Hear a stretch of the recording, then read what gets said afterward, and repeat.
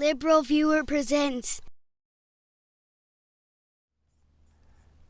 So, welcome to the October 28th edition of LiberalViewer Sunday Live Clip Roundup. Thanks for joining me. I've picked out the weekend's 15 best, most newsworthy clips for what should be a really educational, informative, fair use media criticism and political analysis show for you all tonight. The topic is, it's a dark topic. I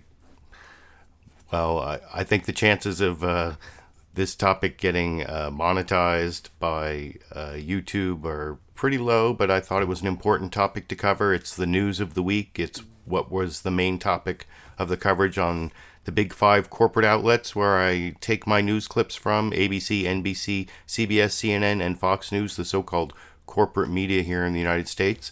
I'll have clips from all of them covering my topic, which is Democrats, blacks, and Jews targeted this week. Hopefully you've heard all three of the stories. At least two of them were really big. One was not quite so big, but also an important story covered by at least four of the five of the big five corporate outlets. You'll never guess which of the five did not cover the attack on the black church that was locked up. And so then the guy went in, this is in Kentucky, and the guy attacked a couple black patrons of a Kroger's market and then told a white patron, whites don't kill whites. That you'll see that in the news summary. It's like I said, it's a really dark topic this week. I am going to start off with Bill Maher monologue jokes. I guess there's sort of that way of looking at life. If you don't laugh, you cry, or whatever. And Bill Maher has the advantage of having done his monologue jokes last Friday, when the Florida bomber who sent out 14 bombs, more bombs than Bill Maher says. None of the bombs hurt anyone. That's the good news. And the bomber was caught on Friday, so that was sort of like a good time to do a monologue. But I've actually spliced that together with some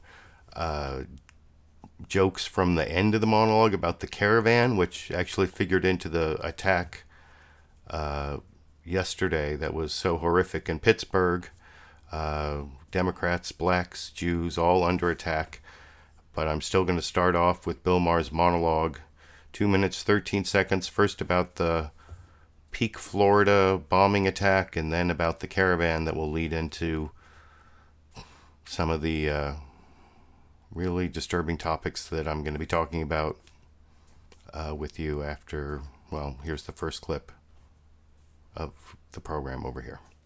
You're very relaxed for such a scary time in America. No, I want you to relax. We had a security sweep. I've been assured there are no bombs in the monologue. And, ladies and gentlemen, we got him. Okay, so that's the good news. The man who sent bombs, pipe bombs, to 12 people in an attempt, this is what happened in this country this week, an attempt to decimate the upper ranks of one of America's major political parties. And it turned out to be he is exactly what you thought, an angry asshole in a red hat. Not a false flag operation, not a hoax. He thinks Trump is the greatest human being ever to live. And of course, he's from Florida.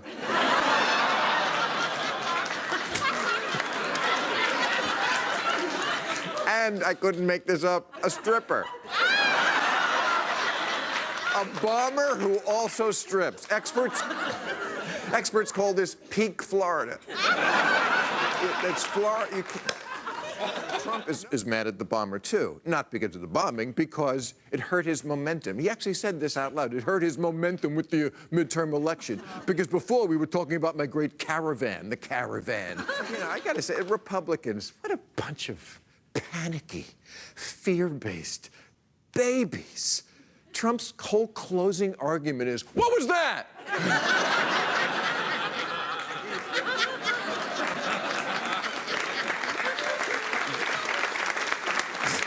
Caravan. Brown shirts. Brown shorts is more like it.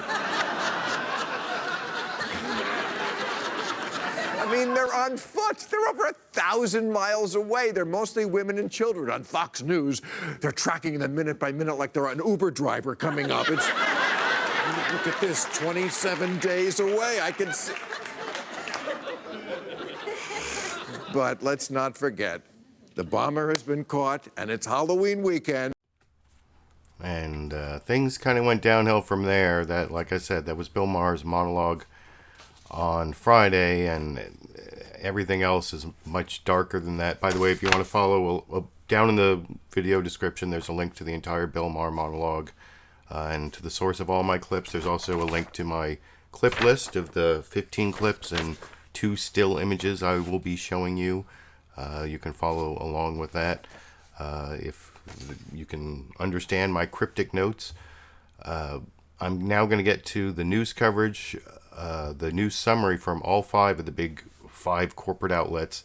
They all had some kind of news coverage. All 4 of the 5, not necessarily in the news summaries that I'm about to show you, but somewhere in the show talked about the shooting against the attempted shooting at the black church. It's not in the NBC Meet the Press 90-second introduction here, I don't think. And it's certainly the only one that didn't mention it was Fox News Sunday. I'll get to that. But the other ones mentioned it somewhere in the program. Here you'll see Chuck Todd start off with the worst anti-Semitic attack in American history, and then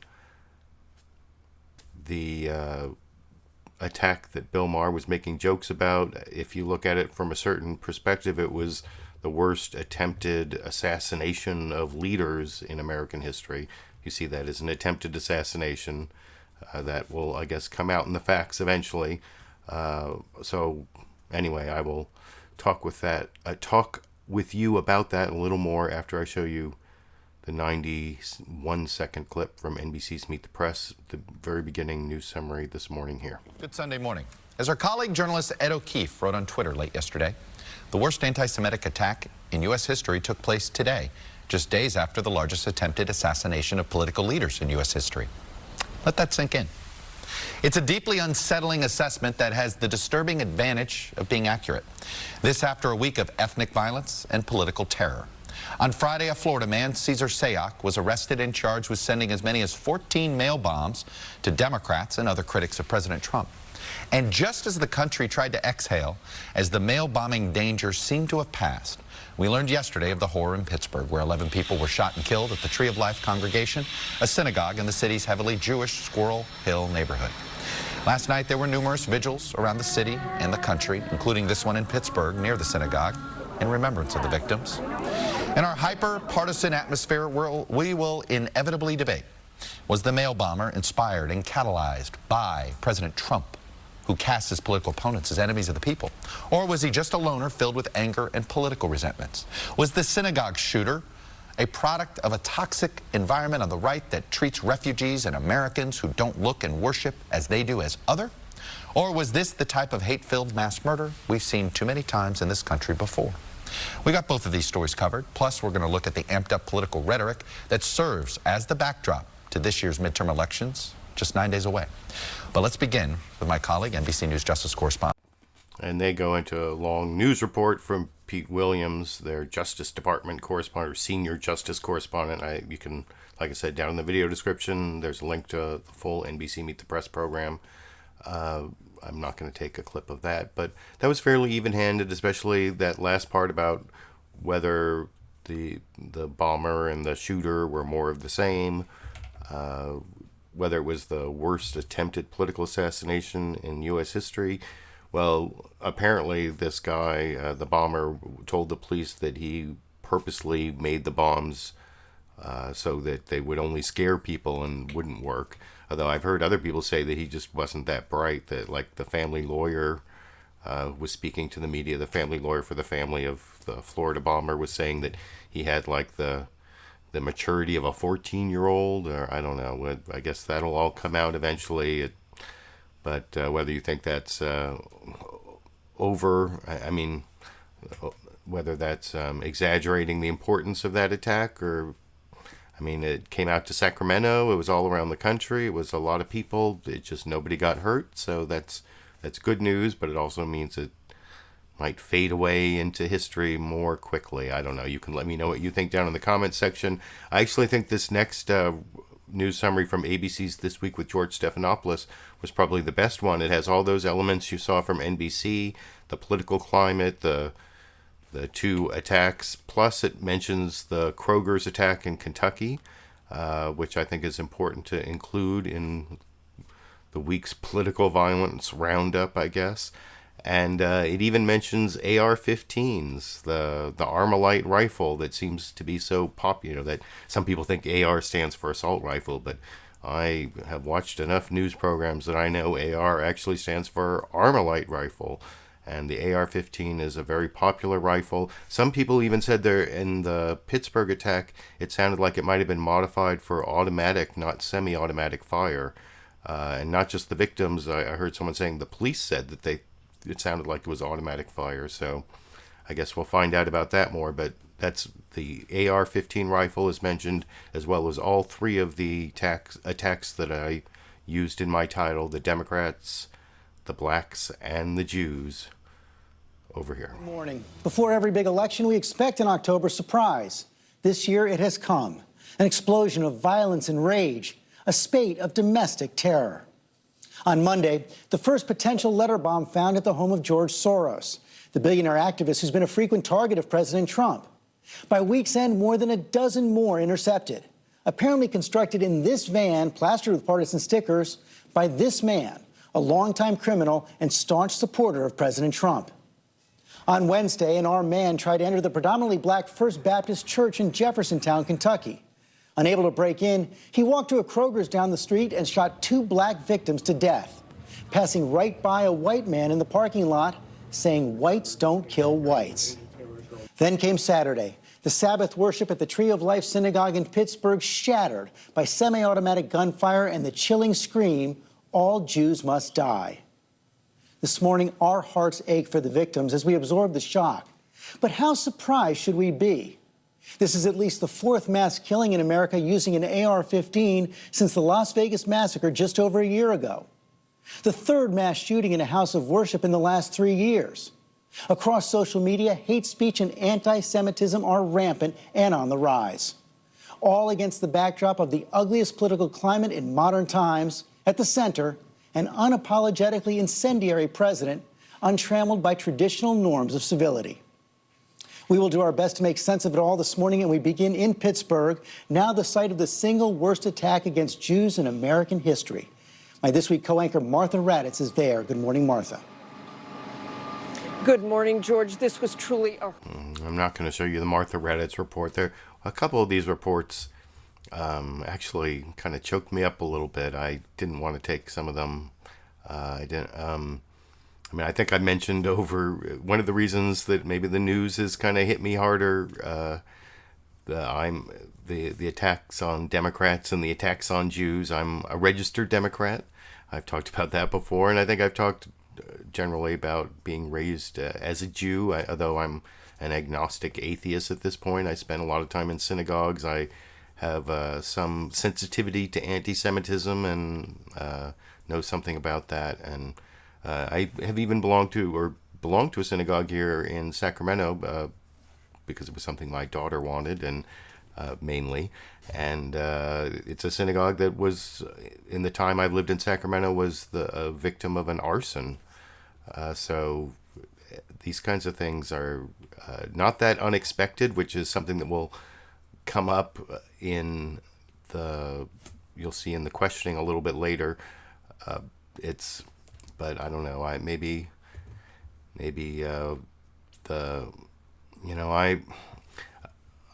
been having some worries about the political climate here in the United States. It seems like this election 9 days from now, one of the reasons that things have gotten so heated is because this is in some ways like America's last chance to avoid sliding into whatever it is that Trump is taking us into. If there's no check on Trump after this election, I mean, the stakes are really, really high, which is why I think so many people on the left have gotten so enthused and have been, yelling at Senator Jeff Flake in the elevator. That's what got or you'll see later, Fox News talks about the left-wing activists who won't let Kirstjen Nielsen the Secretary of Homeland Security go out to dinner, or, you know, the incivility. But the difference between incivility and the like demonization that's going on, I mean, the stuff that's coming from the very top, Donald Trump, well, I mean, I'll get into all that, but when I get to some of the additional clips, but it's just, I mean, I have some hope that, you know, things are going to turn out well in the midterms, and things are going to, you know, there'll be a strong reaction to Donald Trump, and things will start, the backlash against this terrible Trumpism and the terrible place our politics has gotten to will start to move in the other direction, and it could all start in midterm elections. And on the other hand, things could go the other way, and I'm kind of afraid of that. And I don't know, you can let me know what you think down in the comment section, but I'm going to keep going through these news summaries. The next one is CNN State of the Union, where Jake Tapper, he says the state of our union is frankly devastated, and you'll see he covers all the same. He doesn't talk about the Armalite rifle, but he does cover all three of the attacks on Democrats, the attack on blacks, and the attack on Jews in the 1 minute 39-second news summary over here. Hello, I'm Jake Tapper in Washington, where the state of our union is frankly devastated. 11 innocent people were brutally murdered Saturday when an anti-Semitic gunman opened fire inside a Pittsburgh synagogue, turning a peaceful place of worship and hope into a crime scene of death and destruction. The gunman, armed with an assault weapon and at least 3 handguns, stormed the sanctuary, shouting anti-Semitic slurs. 2 police officers and 2 SWAT officers were wounded in the confrontation. One FBI official calls it, quote, the most horrific crime scene he's ever seen. Today, the alleged gunman is in custody and facing 29 federal charges, including hate crimes. On Saturday, President Trump denounced anti-Semitism and called for the death penalty for the shooter. This evil anti-Semitic attack is an assault on all of us. It's an assault on humanity. It will require all of us working together to extract the hateful poison of anti-Semitism from our world. The brutal slaughter in Pittsburgh ends what's been a hate-filled week in the United States of America. A mail bomber terrorized former presidents and others whom President Trump has singled out for criticism, and a shooter targeted and murdered 2 African Americans in Kentucky after failing to storm a largely African American church. All of this in the days before what's been described as likely the deadliest attack on Jews in the history of the United States. CNN's Jessica Dean joins me now from Pittsburgh, where officials are about to brief report. And you'll see the State of the Union was actually, it airs first at 6 a.m. Pacific time, then at 9 a.m. Pacific time. That's my time. And you see there that they were going to be interrupted by the news conference from Pittsburgh. And so the 9 a.m. version is kind of different from the 6 a.m. version. And there's this weird thing that Jake Tapper did with Adam Schiff, where he let him redo a question that I'm going to show you a little bit later after I finish the news summaries and show you the Kirstjen Nielsen clip, because that's the other clip or the other newsmaker I put in my news summary. And Fox News does not really do a good job. Chris Wallace does not do a good job questioning Kirstjen Nielsen, and they don't do a good job with their news summary, which is the news summary I'm going to get to after this very quick CBS Face the Nation news summary, which is okay. It doesn't mention the Kentucky shooting, but I'll show later John Dickerson of CBS's Face the Nation does talk about that, as well as the caravan, which are 2 things that, they talk about the caravan all the time on Fox News, but not in terms of a trigger for the synagogue shooting. But anyway, here's the brief 55-second news summary from John Dickerson on CBS's Face the Nation this morning over here. Face the Nation. It's been a grim week in America as hate has led to fear and deadly violence in 2 separate but horrifying cases. A law enforcement source tells CBS News that Cesar Sayoc, the man accused of sending at least 14 mail bombs to prominent critics of President Trump, told law enforcement when he was arrested that he didn't intend to hurt anyone. And that's why they believe the bombs were not connected to go off. He will be arraigned on Monday in federal court in Florida. In Pittsburgh, officials have just concluded a briefing on the case against Robert Bowers, who they say killed 11 and wounded 6, including 4 police officers at a Jewish temple yesterday. We begin today with CBS News correspondent Nikki Baptiste, who is outside the Tree of Life synagogue and filed this report.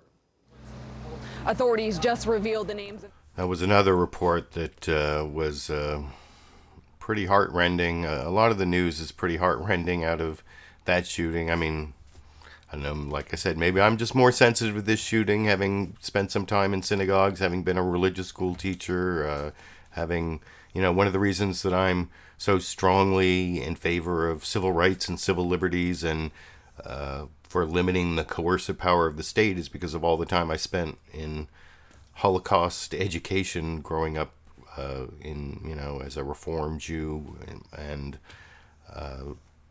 it just, this kind of thing, more than maybe even any of the other shootings, I don't know, they're all bad, but this one maybe hit me particularly harder, or if you watch some of the news coverage, like the public safety guy in Pittsburgh and some of the other people were saying it's like the worst crime scene they've ever visited, although, I mean, I haven't seen any crime scene pictures, so that's not what's upsetting me, but I did, by the way, that Face the Nation news summary was the one I was talking about earlier, where they actually mentioned that the MAGA bomber from Florida said that none of the bombs worked because he didn't really want to hurt anyone, and whether that's true or not, I guess that will come out over time, but that's sort of a counterpoint to the way it was introduced over on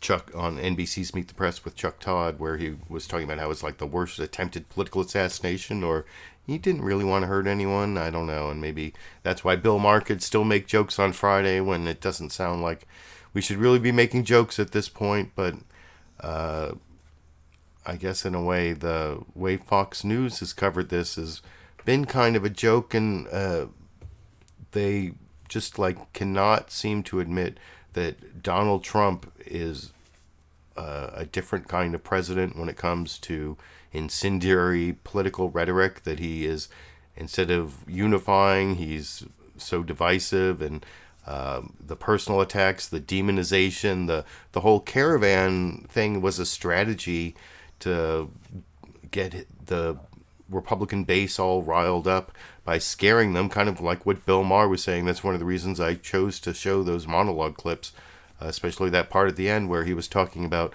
how the caravan was riling everybody up. But when you see this news summary here from Chris Wallace and then Steve Hannigan, and then especially Kevin Corke at the end, where they talk about the worsening political climate, they spend so much more time concentrating on Democrats. You'll see Eric Holder saying, when they go low, we go high. Michelle Obama said, no, when they go low, we kick them. Although they don't show the part where he said he's talking metaphorically and not to actually engage in violence. And they show Hillary Clinton. They spend more time showing Maxine Waters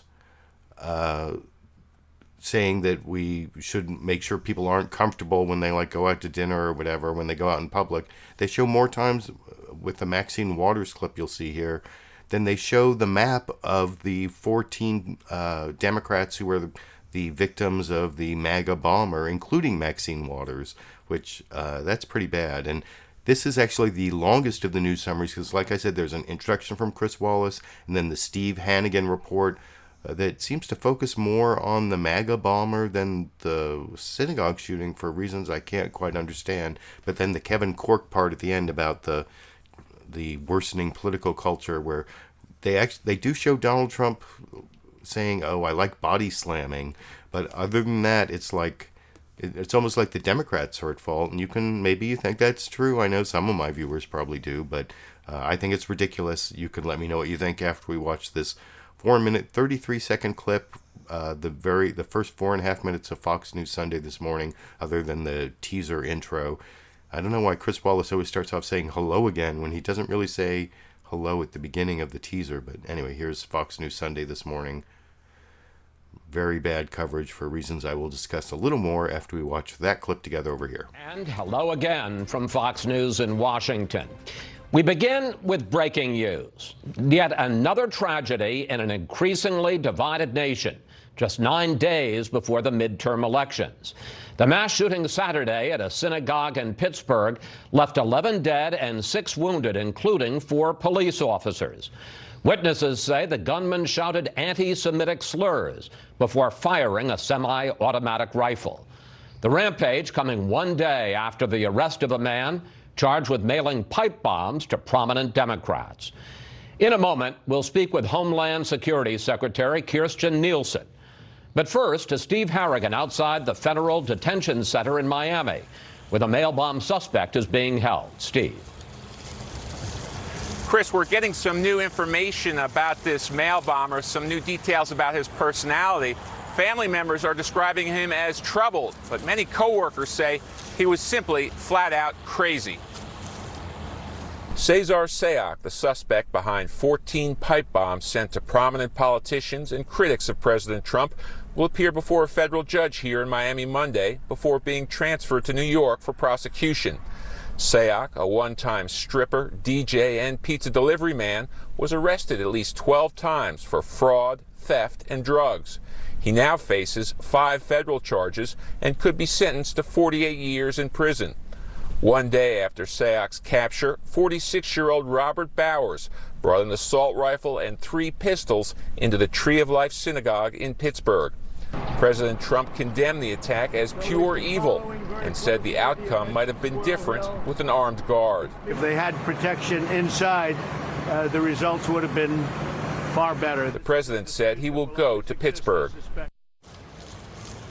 Both the pipe bomber and the synagogue shooter were active on social media, spewing hatred right up to the moment of their attacks. Chris? Steve Harrigan reporting from Miami. Steve, thanks for that.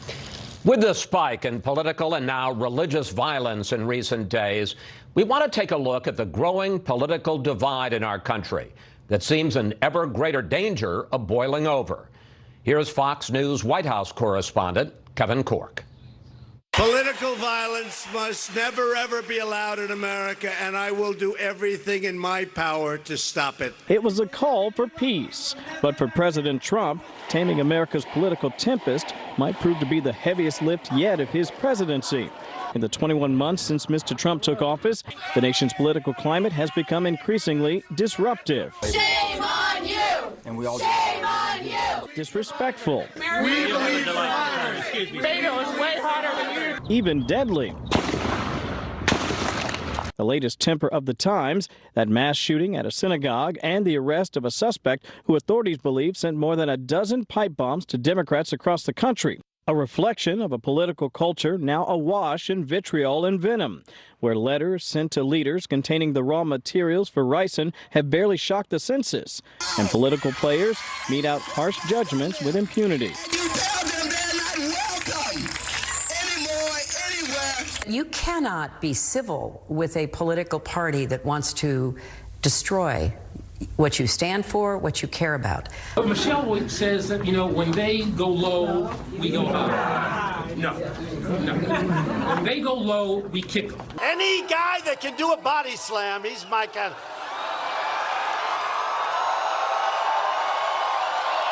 He's my guy. When words stop meaning anything, when truth doesn't matter, when people can just make up facts, then democracy, it doesn't work. Just who is at fault for the current political environment is a debate that will be had for some time. What is clear is our need to examine how we got to this point and where we go from here. We have some serious political differences here at home, but our opponents are not evil. They're just our opponents. In the end, we must recognize that we are all Americans. Chris? Kevin, thank you. So I think I pretty much explained the problems with that analysis before I showed the clip, especially the Kevin Corke part of the end, though I forgot to mention, what was Obama doing in there? they were putting together all these clips. They showed Trump at the beginning saying, I won't tolerate political violence, but then later they did show him with the body slam. But it was in the middle of, there was, as I said, Maxine Waters, more time showing her as the perpetrator of incivility than as the victim of the bombing violence in that last clip. And they put in Hillary Clinton, they put in the Eric Holder clip somewhat out of context. Even the Hillary Clinton clip is a little out of context. But what was Obama doing in there? Nothing he said had anything to do really with the incivility, unless you think just the fact that we had a black president is an affront, which I guess that is sort of a subtext on Fox News every now and then, and has been for years. I guess I did have some more things to say about that clip than what I said before I showed it, though. Sorry for repeating myself a little bit. But that is not the end of the Fox News bias. Fox News was the only program that had any representative of the Trump administration on today. I don't know which of the other programs asked for someone from the Trump administration to come on. Actually, Jake Tapper mentioned on State of the Union that they asked and could not get anyone, which is why he had Anthony Scaramucci on instead. And I did not take any clips of Anthony Scaramucci. But the one Trump administration official who was out there was Kirstjen Nielsen, the Secretary of Homeland Security, and she did this bizarre thing about the caravan on Fox. Fox News has been drumming up this caravan, this threat from the caravan, and even in the middle of the bombings, they had her out at the border talking to someone on Fox News earlier this week wearing these sunglasses and like a bomber jacket, and it was pretty inappropriate. And this questioning you're about to see from Chris Wallace, he asked Kirstjen Nielsen about the political climate, and you'll see the first question is there's sort of like this false equivalency between Democrats and Republicans, because of course Kirstjen Nielsen's been a victim because she went out to dinner at like a Mexican restaurant during the family separation thing, and she got heckled and had to leave the restaurant, and you'll see there's a lot of false equivalency between that and what's going on the right. And Chris Wallace in his follow-up, he even like combines them and lets her get away with just talking about the Democrats. And you'll see she also does this false conflation of violence with disruption. And that's really the whole thing. And it'll be covered, I'll cover it on some later clips. But this is kind of the worst case scenario. The Trump administration official on Trump TV, Chris Wallace, not really being a good journalist, talking to Kirstjen Nielsen. And there's a little bit at the end that I left that I'll talk about after we watch together over here. I want to hold up, you can't see it, but I'm going to hold up the front page from the Washington Post from yesterday about the capture of Cesar Sayak. And it doesn't say suspect arrested. What it says is bomb suspect, outspoken supporter of Trump. What responsibility do you think President Trump bears for the actions of this individual? I think the president has made it extraordinarily clear that we will never allow a political violence to take root in this country. I firmly believe in the First Amendment, but anybody who uses the First Amendment as a cover to threaten or commit an act of violence will not be tolerated. There is no place for hate in this country. Hate is hate, violence is violence. We will do all we can at the Department of Homeland Security to ensure that such attacks are not perpetrated. We've been talking in this program about the coarsening of our political discourse. During the height of the family separation controversy, you were at a restaurant where you were heckled as you ate in the restaurant, and later protesters went to your home and blasted audio of crying migrant children outside your home. A couple of questions, Secretary. What those protesters did, do you think that was over the line? And what do you think the president's rhetoric and politics have contributed to the growing incivility and rancor in our politics? I think that folks, first of all, to the extent that folks exercise their First Amendment rights, that is protected in our country.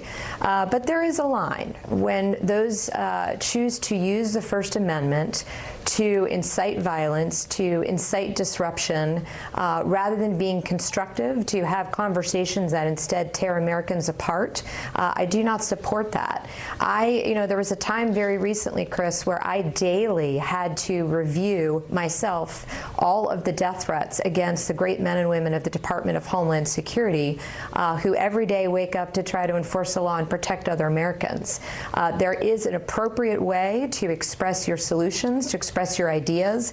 I welcome them at all times, but these calls to violence, these calls to disruption are not effective, not productive, and frankly, they just contribute to additional deconstruction of our ability to work together. All right, let's turn to perhaps your day job. You've got a lot of day jobs. Immigration. There's a report that the president is considering making a major speech this week in which he will announce that he is sealing the border even to people seeking asylum. On what legal basis? And you see, like I said, I kept that playing because you see Chris Wallace does ask her about the caravan. And for some odd reason, you saw the chyron at the end there about the migrant caravan. That was also, they had that chyron up, that's the lower third text is called a chyron. They had that up while she was talking about the political violence. She was also, like I said before I showed the clip, she definitely conflated inciting violence with inciting disruption.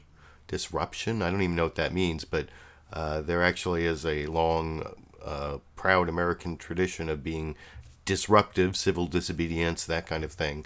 That is actually very American, and even though it's not quite First Amendment protected, if it's civil disobedience, that means you're like doing something that can actually get you legally arrested. So it's not First Amendment protected, but it's still a proud American tradition if it's nonviolent civil disobedience. And so that's why I don't like the disruption going with the violence in her statement there. And I forgot to mention at the very beginning of that clip, you saw Chris Wallace show the front page of the Washington Post, and he was really outraged about that in a clip that I didn't take from the panel discussion later, that they mentioned that the Washington Post was emphasizing the way the MAGA bomber was a Trump supporter, and that's actually why a lot of people are calling him the MAGA bomber, but he may not have been that malicious a bomber, since, like I was talking about earlier, he apparently is claiming that the bombs were constructed not to work. But anyway, that's sort of neither here nor there, a tangent. I don't want to go down again or whatever, but I am going to show one more Fox News bias clip a little bit later when you see another false equivalency on the right versus left, incivility versus demonization and violence. And on that topic though, I want to show this weird, like, I don't know, it seems like maybe a journalistic lapse on Jake Tapper's part. He seems to sort of have given Representative Adam Schiff a do-over. It may just because of the weird circumstances I talked about earlier, where CNN State of the Union was interrupted about 13, 14, 15 minutes in, I think, or was it 9 minutes? Anyway, somewhere in the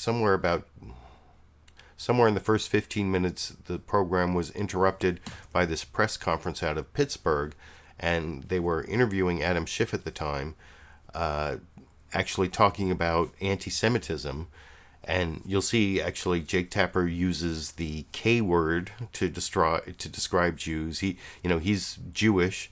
Adam Schiff is also Jewish. So it's like two Jews walked into a corporate news network and had this conversation where Jake Tapper gets to use the K word because he's Jewish. You can't use the K word if you're not Jewish. But it's like the N word. Some people can use it, some people can't. He doesn't apologize for using the K word in the original clip. And what I've done here is I edited out the news conference, which lasted quite a while, and some of the responses from Adam Schiff live to the news conference. And then when he talks about George Soros, because I'm going to get into the whole George Soros anti-Semitic dog whistle thing in several clips and a couple still images that I'm going to show you. But first, I'm going to show you these two clips of Adam Schiff talking about those issues before and after the news conference that were recorded or that were broadcast live on CNN State of the Union, the 6 a.m. version, 6 a.m. Pacific time. But then after that, I'm going to show you like a 2-minute, 11-second clip covering all the same topics from the rebroadcast of CNN State of the Union. It's not live. If you look down in the... this corner of the screen for the second clip, it won't say live like it does in this clip I'm about to show you.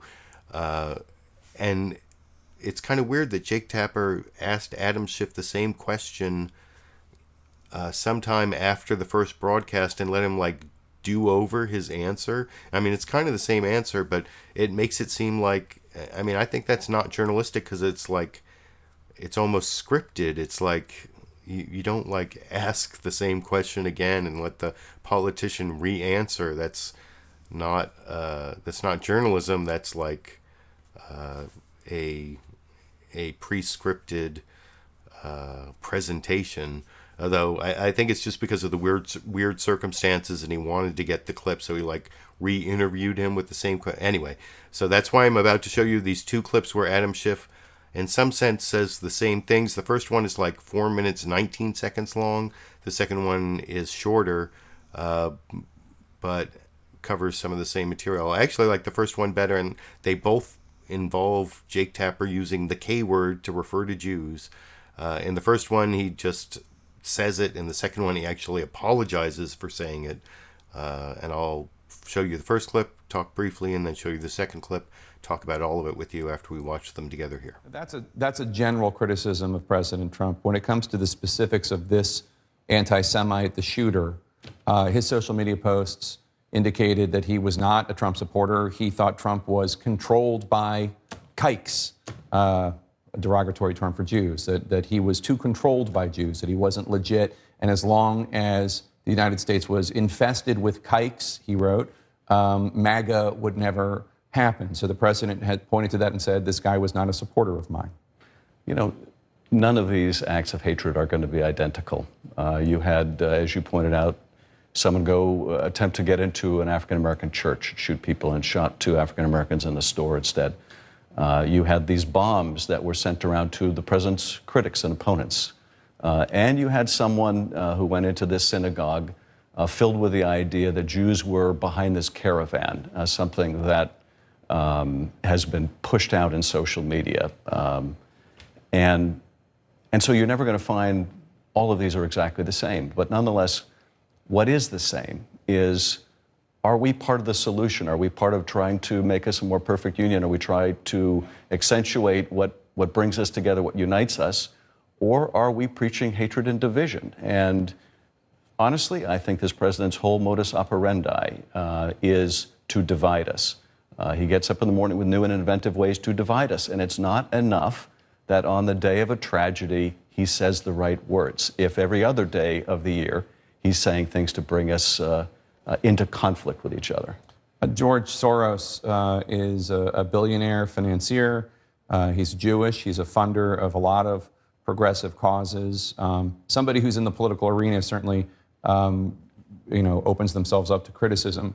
Do you think all the criticism coming from the right about George Soros, all of it is anti-Semitic? Some of it? How do you view it? Well, I don't know that I could say all of it. Some may have an issue with George Soros's Open Society organization or foundation, but I think much of it, most of it. We have to go to the press conference. We'll come back to you, yes. Congressman Schiff. Sessions. Well, let me ask you, because your fellow California Congressman Kevin McCarthy, the House Majority Leader, has been really criticized in the last few days for a tweet he put out earlier this week that said, if we can put it up on the screen, we cannot allow Soros, Steyer, and Bloomberg to buy this election. Get out and vote Republican November 6th, make America great again.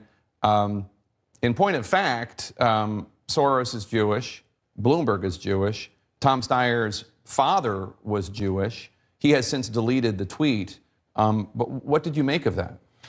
I don't know what to make of that, except, and you asked me about this before the news conference, these attacks, particularly on Soros, are driven largely by his Jewish faith.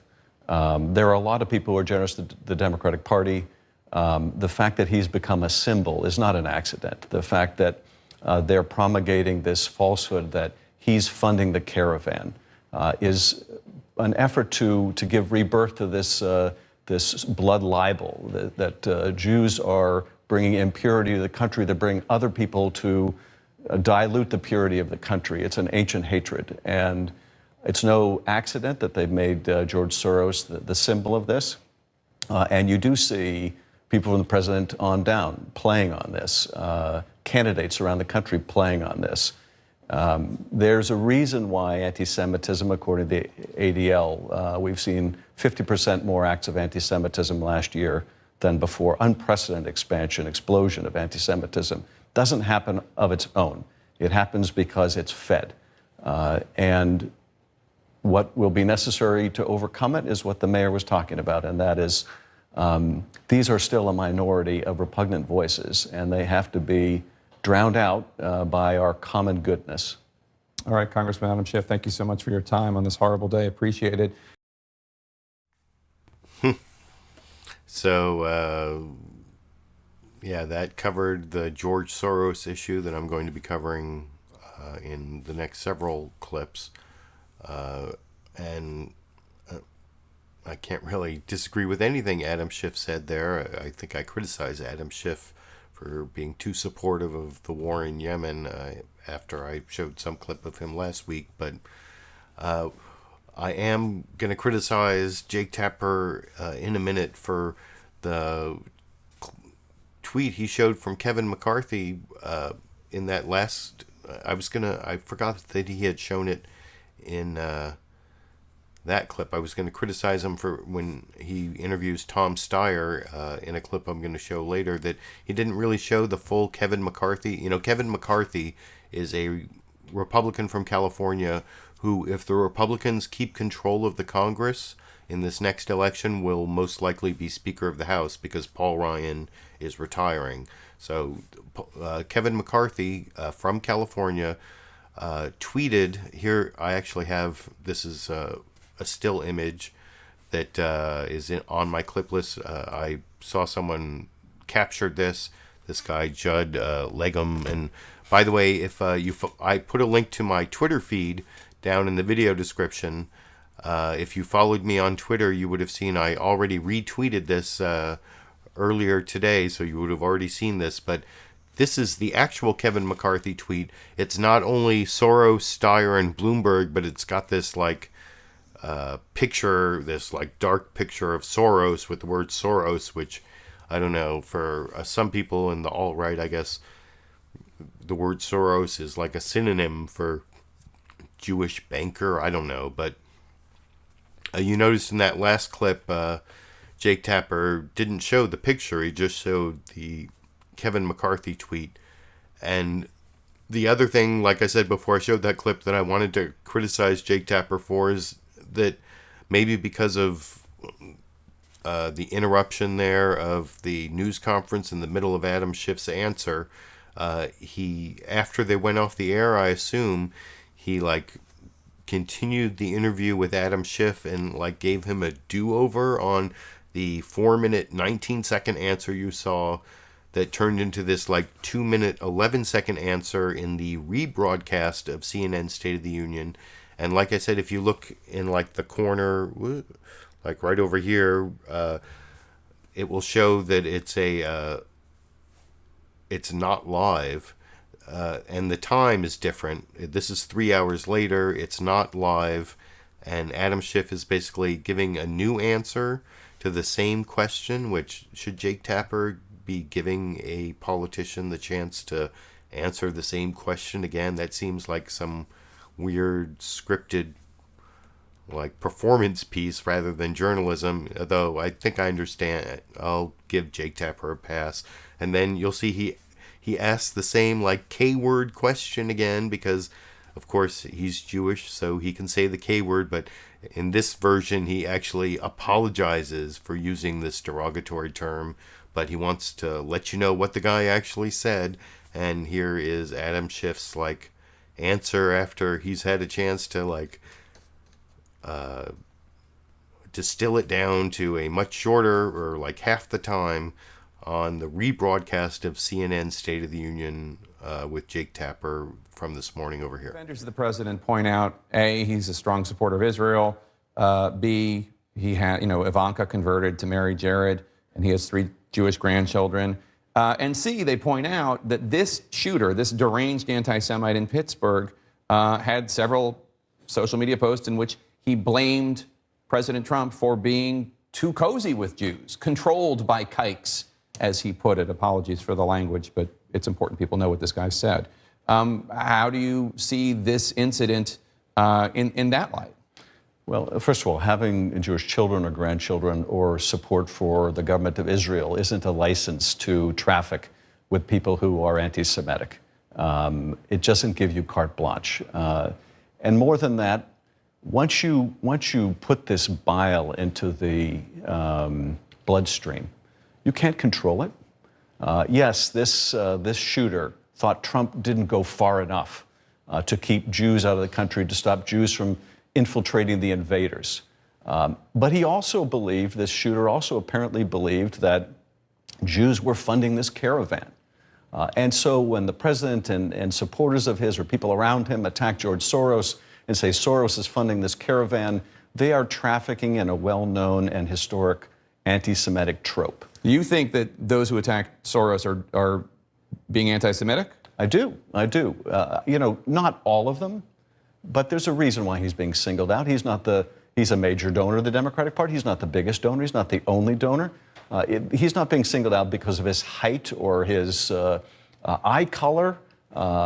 He's being singled out because he's a symbol.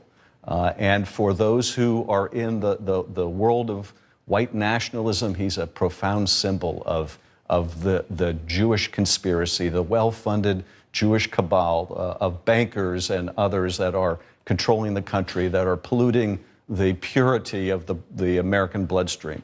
Congressman Adam Schiff, thanks so much for being here on such a horrible day. We appreciate it. It could have been so much worse.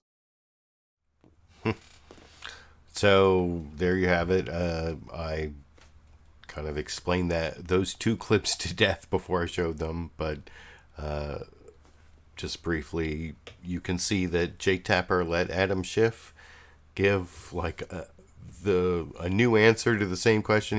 He gave him a do-over. Not that Adam Schiff needed a do-over, but I think like I said, it's because he was interrupted by the news conference, and so he just let him do it again after the show was over, so he would have one condensed clip to show for the rebroadcast.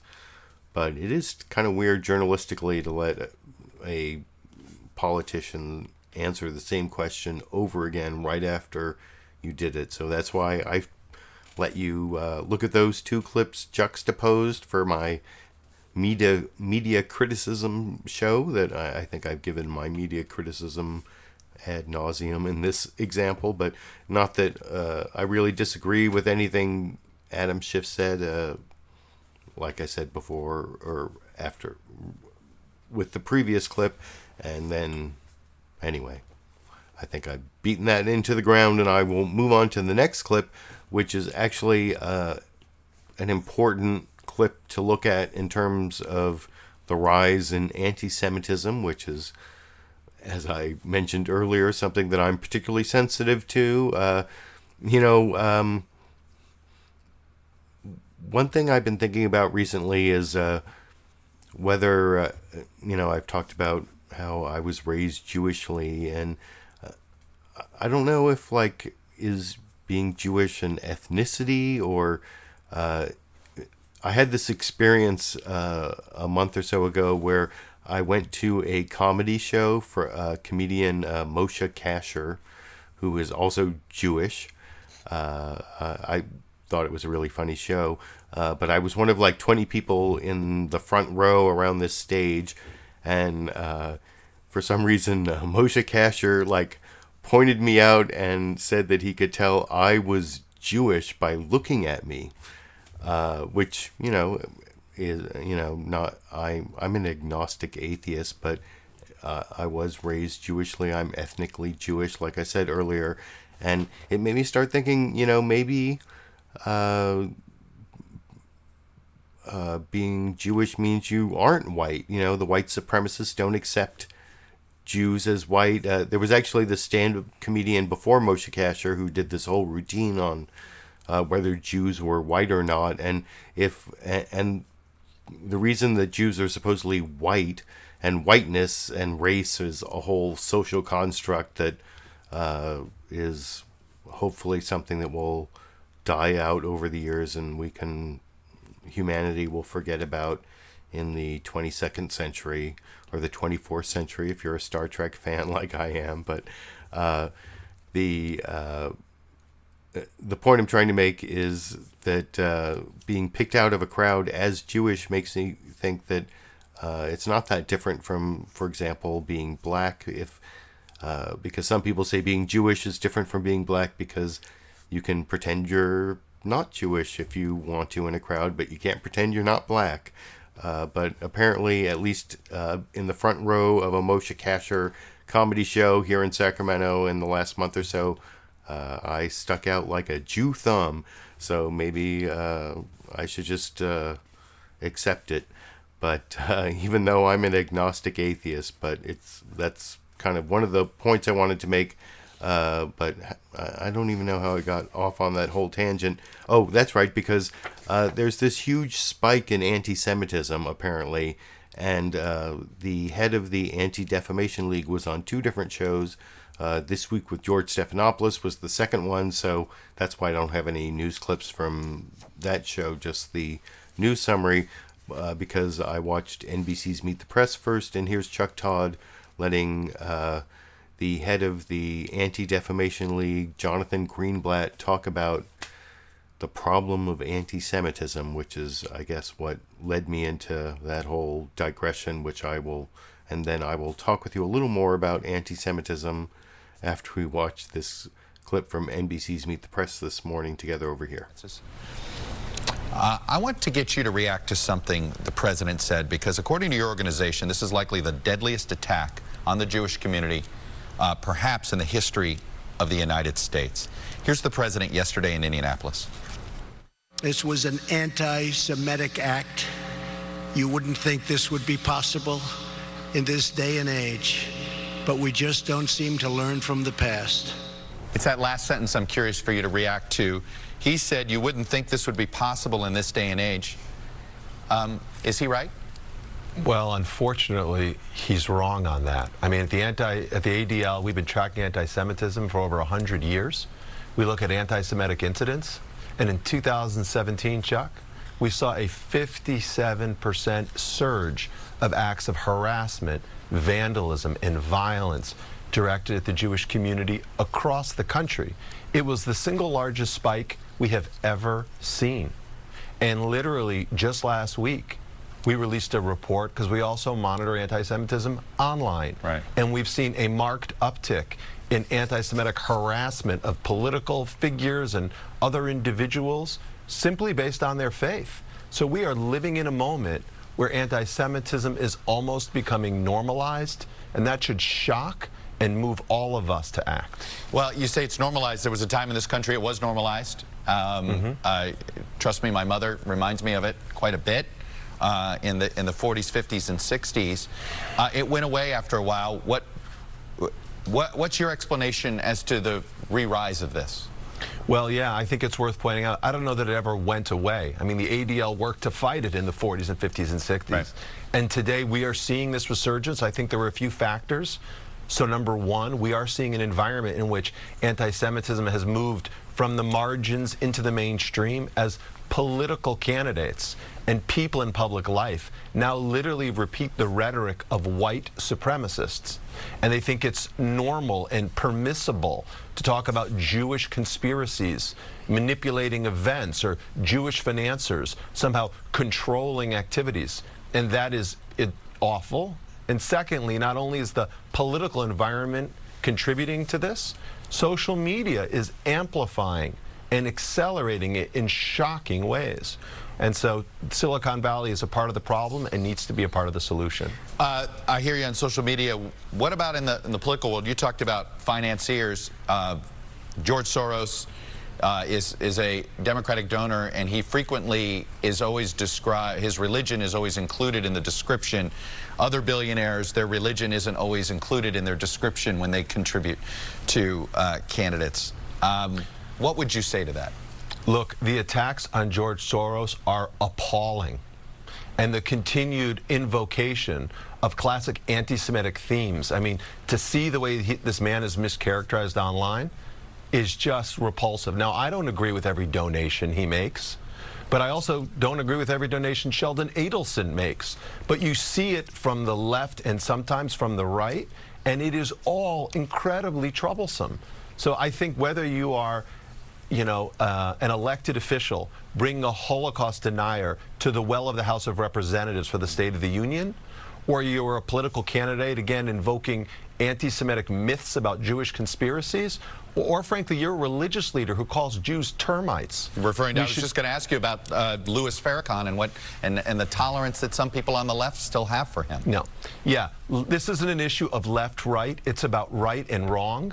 And we should be able to speak truth to power whenever people in public life speak out with stereotypes and scapegoats that we know, as you were alluding to before, have been used for hundreds and thousands of years, not just to slander the Jewish people, but to wound them and kill them.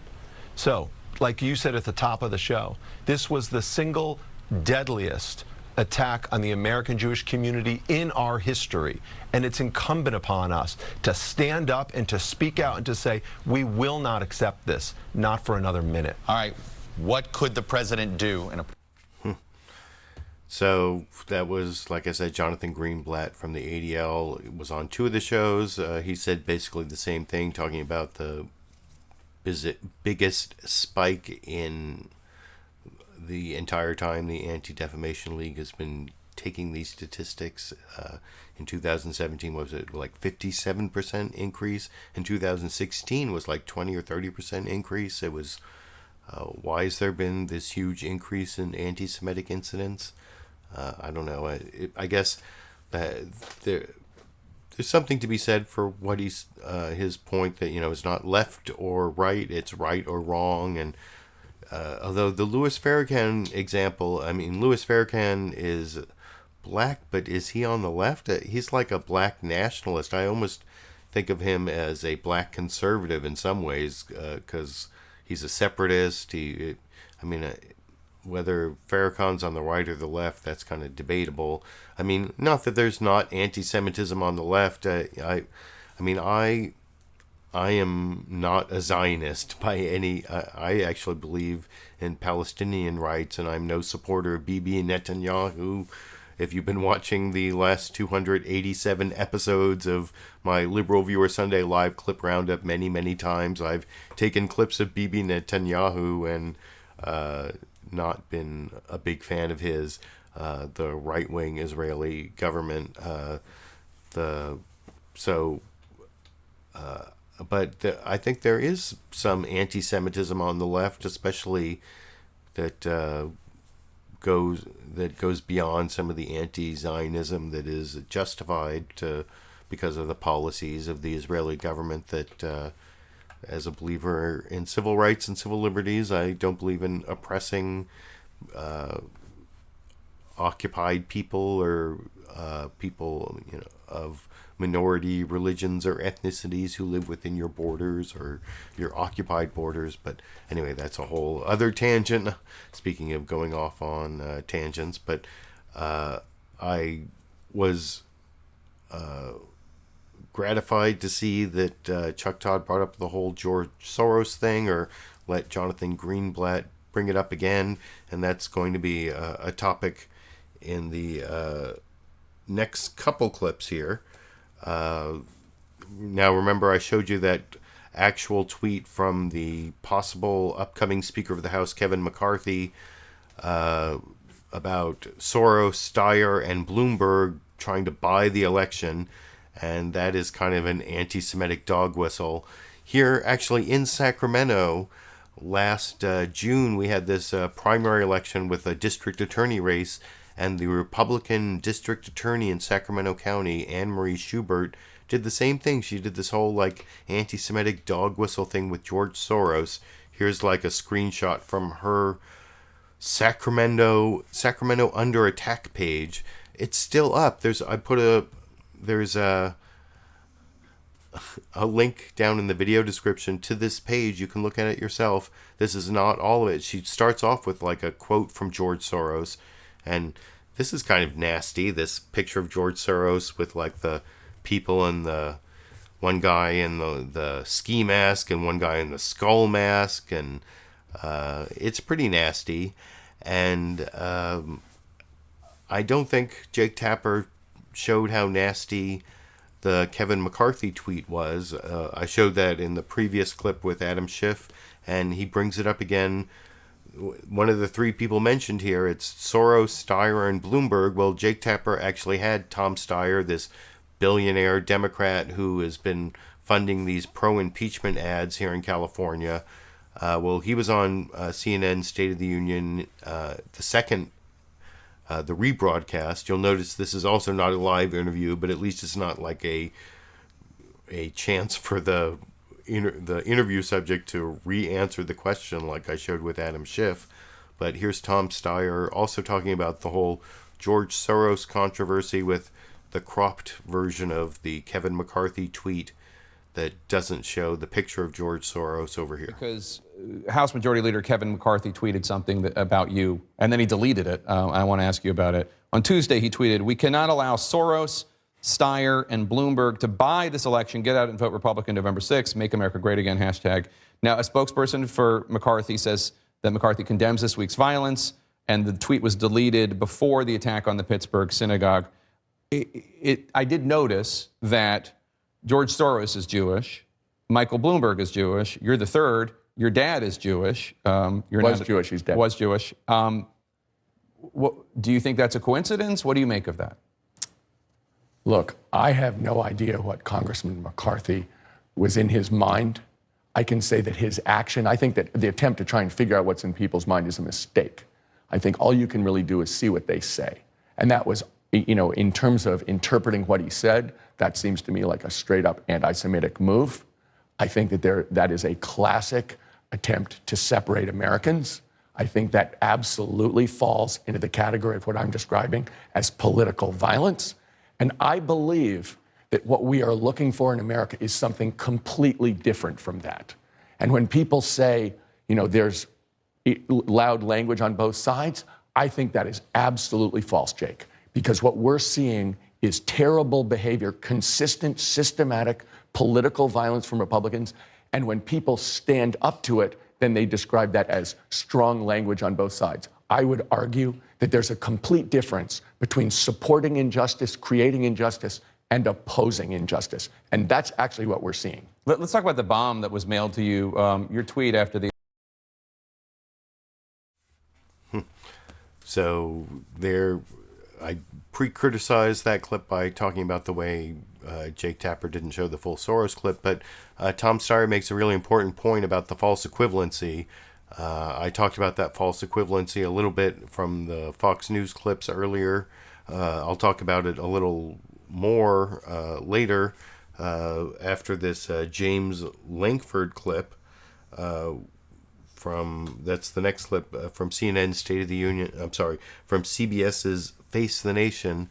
This is John Dickerson interviewing the Oklahoma Senator James Lankford, asking him about the caravan being funded by Soros and whether that means that Trump has some responsibility for the attack on the synagogue, because that was one of the things that motivated the shooter at the synagogue.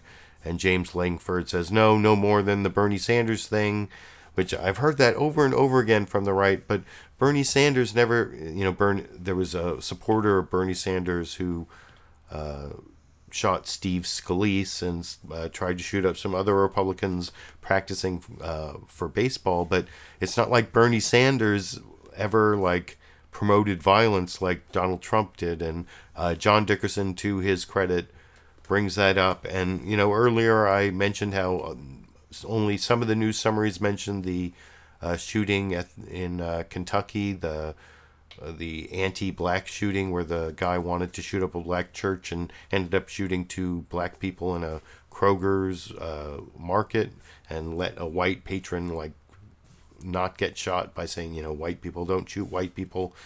You'll see at the very end of this clip that John Dickerson also brings that up, although I'm not going to show the Senator James Lankford's answer, but I really disagree. That was the bonus Dash and Sandy clip coming at the end. I hit it by mistake, but I actually wanted to show you James Lankford talking to John Dickerson on CBS's Face the Nation this morning over here. One of the things that the shooter in this horrible shooting apparently said or was guided by was this idea that this caravan coming from Central America was being supported by globalists. Some people say George Soros' name. President Trump has made that same case. Do you see any connection between the shooter motivated by that and the case the president has been making?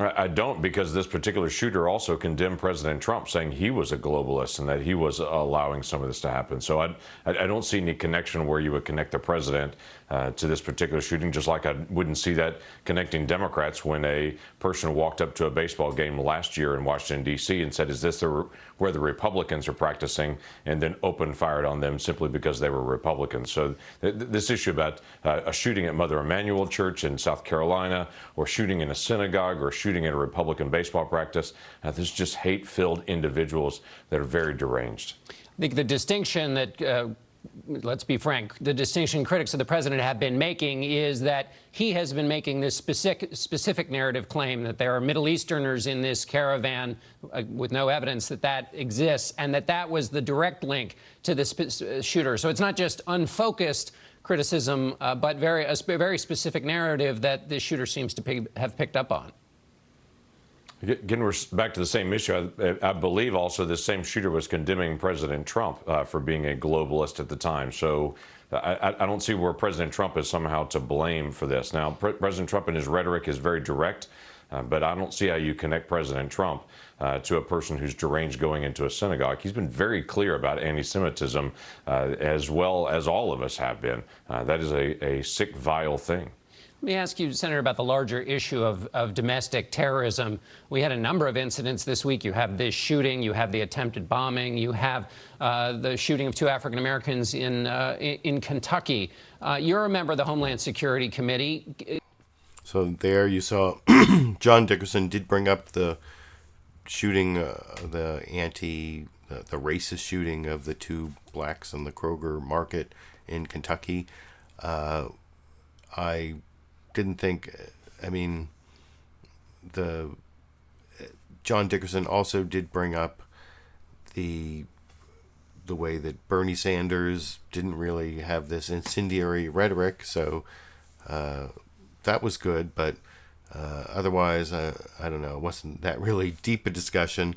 I do have 3 clips that show sort of the pointlessness of trying to get nonpartisanship 9 days before an election, especially if you have the 2 people, the 2 guests who are in all 3 of the next clips are the head of the DCCC, the Democratic Congressional Campaign Committee.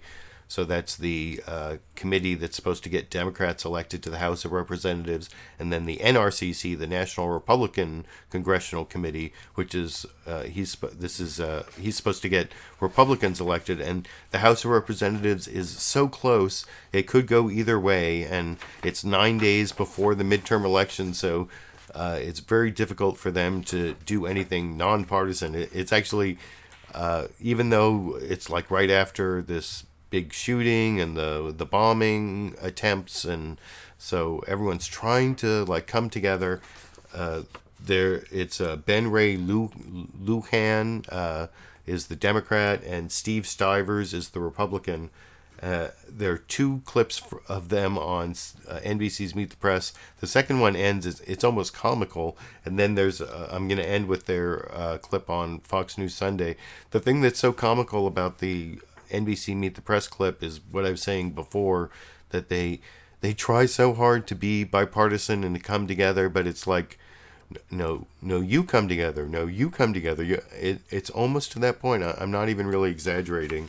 I'll start off with this clip where Chuck Todd tries to insert a clip, a quote from Dan Balls about how we, the way we have to come together is to like patrol our own side and everything. And well, I'll talk about it with you a little more after we watch that first of three clips of two from NBC's Meet the Press, then one from Fox News Sunday of the Democrat and the Republican in charge of getting Democrats and Republicans elected to the House of Representatives in 9 days in the midterm elections over here. To use something Dan Balls wrote. It should start today, though, Steve. It doesn't have to wait. It should start today. Well, I hope that the finger pointing will stop and we can come together. I believe we need to come together, Ben.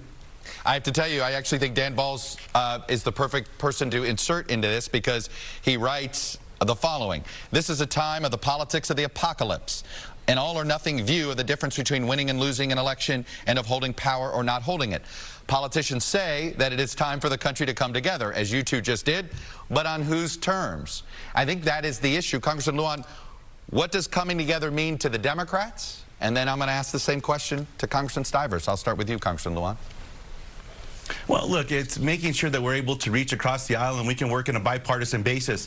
What Democrats have been clear about is if we're fortunate to win back the House, which I believe we will, that we work immediately on lowering prescription drug prices for the American people, that we work on a bipartisan infrastructure package to make investments across the country, and that we work together to clean up Washington, D.C., to find ways to overturn Citizens United, to address gerrymandering, to improve and increase transparency and disclosure across the government, to restore faith in our political process. Those are all areas where we can work together and reach across the aisle and find some common ground. Congressman Stivers, what does it mean to you? Well, I do think we need to come together, not on anyone's terms, but on America's terms. We're Americans first. I agree with Ben that infrastructure is something that we all need and we need to come together on. Lowering prescription drug costs. I'm not sure why Ben didn't talk about lowering health care costs. We need to come together on lowering health care costs, and I think we can do that. We need to listen to each other, no matter who takes the majority, and I think we're going to hold the majority, but no matter who takes the majority, it will be a razor-thin majority, and hopefully that will mean people will come together, Republicans and Democrats, to get things done. But I do worry about making sure that we do it in a way that we are focused on getting things done, not on just abolishing ICE or doing the things that are on the extreme. Congressman Stivers, I want to ask you about an ad. So you saw there that even though Chuck Todd was trying to get some bipartisanship and getting them to come together, wasn't really happening. And there was a little bit of that, no, you're pointing fingers, no, you're pointing fingers. And that same thing you'll see what happens at the end of this next clip, which also includes a discussion of George Soros with the Republican from Chuck Todd. And then he sort of I don't know, is it false equivalency, talking about the Koch brothers? You can let me know what you think after you watch this clip together, that also devolves into the like elementary school type. No, you come together. No, you come together. No, you people are bipartisan. Well, whatever. You'll see what I mean. It's kind of a fool's errand, as they say over in this clip. About an ad that you're running last week. One of the people targeted by the pipe bomb assailant was George Soros. Here is a part of an ad that you're running in Minnesota against a Democratic candidate there named Dan Feehan, paid for by the NRCC. Take a listen. Billionaire George Soros bankrolls the resistance and Dan Feehan. Feehan's employed by a Soros-funded liberal outfit in D.C. His campaign propped up by out-of-state super PACs backed by Soros's millions. Look at who finances Dan Feehan's employer. Radical George Soros, Wall Street's biggest banks, a crooked lobbyist tied to Pelosi. They pay Feehan's bills and fund his campaign. Why do you target George Soros? Our independent expenditure arm is independent, but that ad is factual, and it also it has nothing to do with calling for violence. That ad is a factual ad.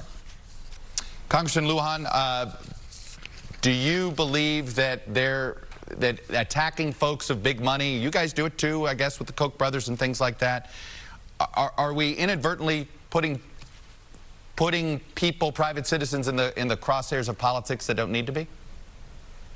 Well, look, Steve, I think on all sides we need to evaluate how people are being targeted. Even this morning, Kevin McCarthy pulled down a tweet where he was targeting George Soros as well as Tom Steyer and a few other leaders like Mr. Bloomberg across the country. I think that both committees should begin to look at how they operate into the future and what's going on even during the rest of this election cycle. But look, we built a strategy at the DCCC surrounding our candidates, talking about their personal stories and records of service. Men and women who have served the United States in the military, CIA officers, FBI agents, people who have committed themselves to keeping our country safe. And we're going to continue to run ads that are telling their positive stories where our candidates are connecting with the American people. Let me ask you both. Ben, your ads in Colorado and in Washington have been called sleazy and personal attacks. I mean, I admit it happens on both sides. We probably both need to figure out how to clean things up, but that's a fact, and that's not us. That's the media calling them that. Let me ask Steve, well, hold on, Chuck, on that. Go ahead. Steve, you've also been running racist ads in New York, in Cincinnati, Ohio, and out in California. You could do something to pull those down. And I just think on all sides that everyone should monitor the tone here. Again, no more finger pointing, Steve. Let's make sure that we look within ourselves and we find the greater good there, Chuck. I agree with you, Ben, but let's both look within ourselves. All right. Steve Stivers, Ben Ray Lujan. Congressman Stivers, I fear you're right. It may be 9 days before everybody is willing to sort of calm things down, but let's hope there's a little more calm before the next 9 days. It doesn't have to wait, Chuck. We can start today. You should, Ben. All right, I will let you both go there. We should, Steve. We should. We both should. I hope everybody is safe in the campaign trail over the next 9 days. Gentlemen, thank you both for coming on. When we come back... Thank you as well, Chuck. A lot more people... You should. No, we should. No, you should. We should. No, we should. You should. Whatever. That was... I don't know. I thought that was kind of comical. But it's 9 days before an election, and the House of Representatives is in the balance. Maybe American democracy's in the balance. Some people are on edge. I feel kind of on edge. This news this last week didn't make me feel less on edge. But I only have one more clip before the bonus Dash and Sandy clip that I almost showed you by mistake.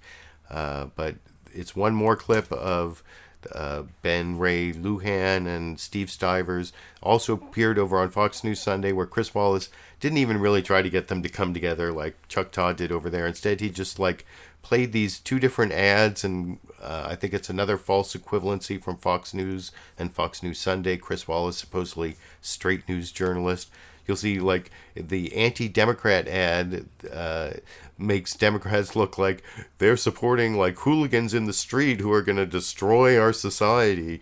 And then the anti-Republican ad is he's like a rich Republican who gave tax cuts to the rich and made himself more rich. And apparently he didn't get more rich while he was in Congress, which I didn't have time to research. I don't know if that's true or not. That's what Chris Wallace claims, and Ben Ray Lujan doesn't really dispute that on Fox News Sunday. But like I said, and I'm not going to belabor the point hopefully too much after I show the clip. If you watch this clip, I think the anti-Democrat ad is so much more demonizing than the Republican ad, but you can let me know what you think after we watch that final news clip together, 2 minutes 47 seconds together from Fox News Sunday over here. This hour about the tone, the ugly tone our politics has taken, and I want to play some ads that both of your campaign committees, you're the two chairs of the campaign committees, have run against some of your opponents.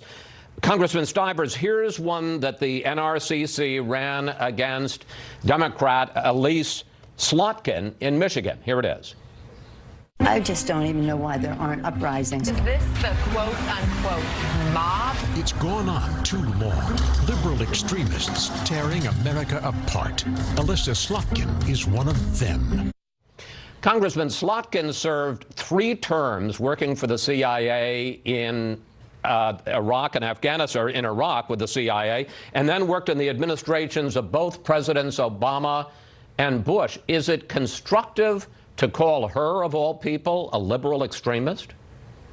Well, you know, I think I respect Ms. Slotkin's service to our country in the CIA and in the administrations, but people's views on issues are legitimate, and there are contrasts that we need to run so people understand what folks believe. And I think it is fair to say that she is not in the mainstream of Michigan politics. Congressman Lujan, here is an ad that your group that you're chairing, the DCCC, ran against Republican Congressman Mike Kelly in Pennsylvania. 2010, car dealer Mike Kelly is elected to Congress, and while there, his net worth increased by millions. So it's no surprise he helped give special tax breaks to car dealers like himself. But, Congressman, the specific group you cite for making that report, the Center for Responsive Politics, says, in fact, his net worth has dropped dramatically during the time in office. It hasn't risen. Well, look, Chris, when we see our Republican colleagues voting for a tax package dubbed by the American people as a tax scam that was prioritizing corporations and the most wealthy in America over hardworking middle-class families, we're going to call them out on the record. Yeah, but look, to the that's point his of the record. question that you're This asking, is the Chris, question. But, sir, that's his record. I'm talking about his net worth, and that's a fact. Well, look, to the point of your question, I think that all committees and all spenders out there that are investing in campaign ads across the country, that they need to be respectful of that tone. But I would agree with Steve that when we're looking at voting records, that I think that that is fair game as well, and that we need to make sure that we're all looking to see how we can make sure that we're having a better conversation with the American people, whether it's the last 9 days of this cycle or going into next election as well. All right, I got a little bit over a minute left, and I want you to share. So you can let me know what you think. Was that false equivalency? I think the anti-Democrat ad, which was much more demonizing. I think I won't belabor that. I pretty much pre-criticized that clip, but I do appreciate all of you who joined me for this Sunday live clip roundup, especially since this is probably not going to be monetized by YouTube given the title, and I didn't even put like anti-Semitism as one of the search tags. So I appreciate those of you who support me on Patreon as patrons. There's a link to that down in the video description. I appreciate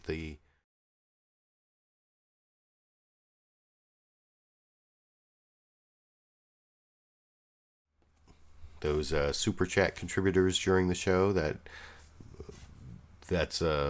80-90% of the revenue I get from my YouTube videos these days. So when I don't have to worry so much about the ad revenue. So thanks for that. And to reward, I don't know if certainly not all my fans on Patreon and through the super chat are Dash and Sandy fans, but I always like to give the bonus Dash and Sandy clip. You saw it start earlier. I did feed Sandy, so she's not whining this time. This is right before Dash and Sandy were fed, so I got them to congregate together just for my viewers a couple hours ago over here.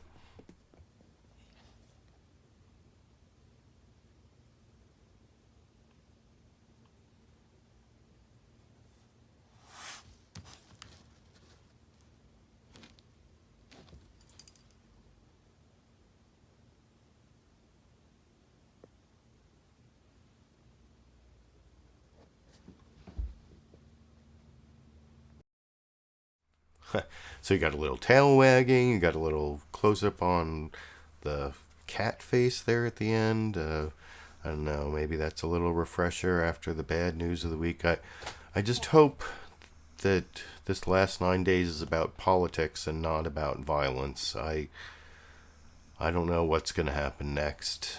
I hope there's a happy ending 9 or 10 days from now.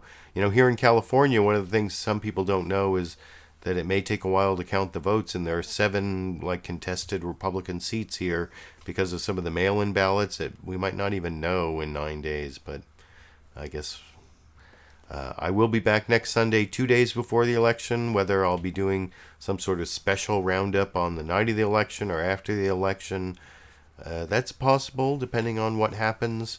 But I will be back next week and for every Sunday for the foreseeable future, picking out the clips that I think are most important and giving my criticism and commentary.